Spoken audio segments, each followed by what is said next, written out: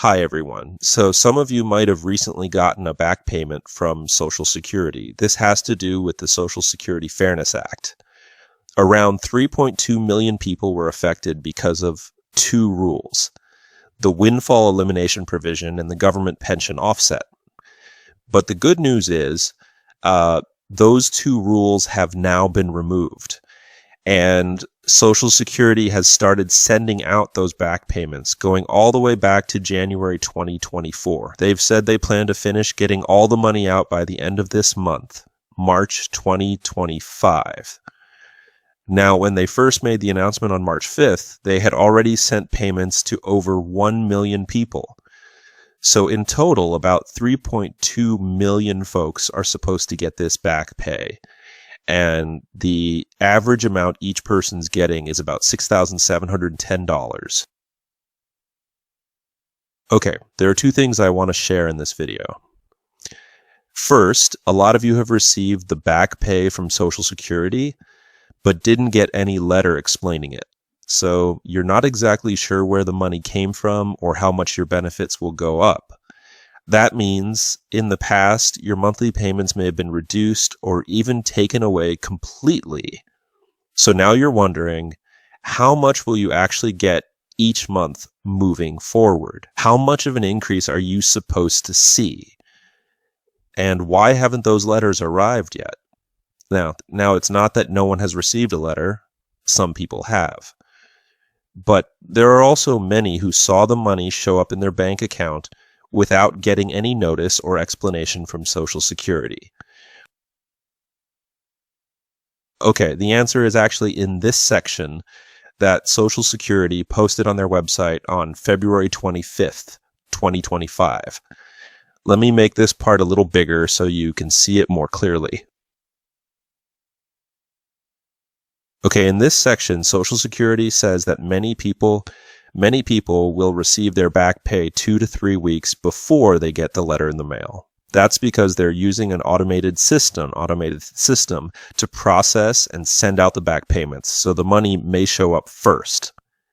Meanwhile, they're still working on more complicated cases that require manual processing.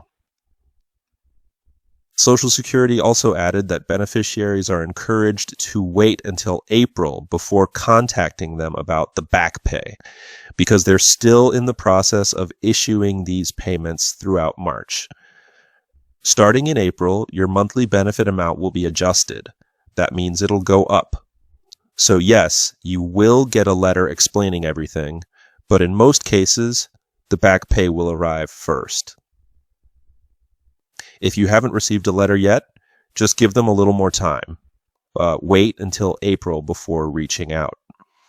And here's something helpful. Once you receive your back pay, let's say you got it this month in March, that amount covers from January 2024 through now.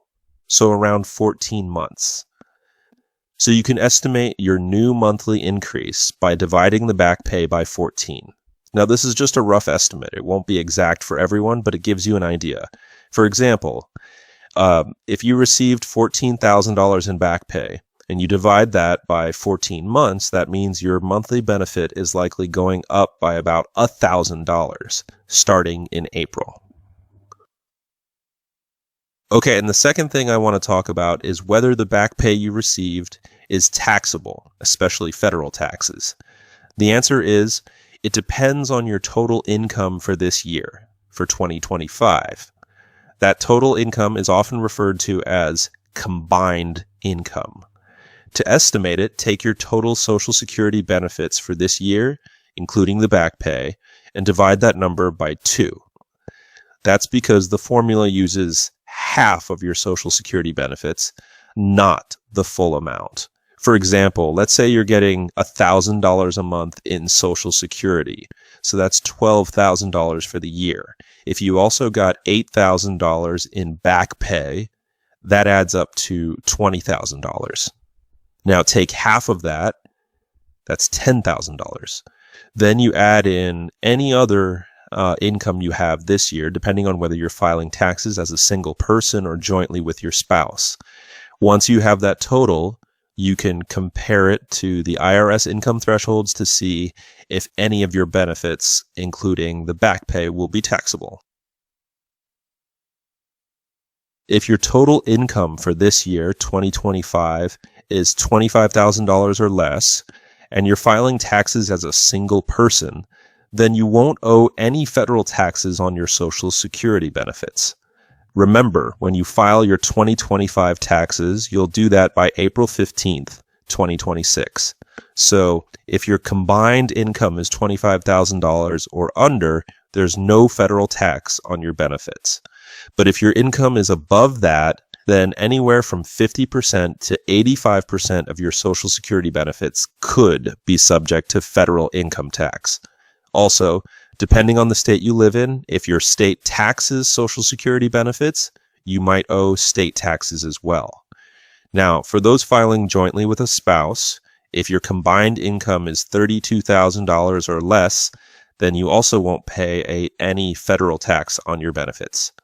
But if your income goes above that, then again, 50% to 85% of your Social Security benefits could be taxed.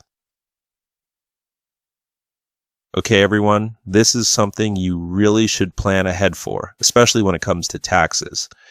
If you're able to keep your total income under the IRS limits we just talked about, then you won't have to pay any federal taxes on your Social Security benefits, including the back pay. So those are the two main things I wanted to share in this video. I'll see you in the next one.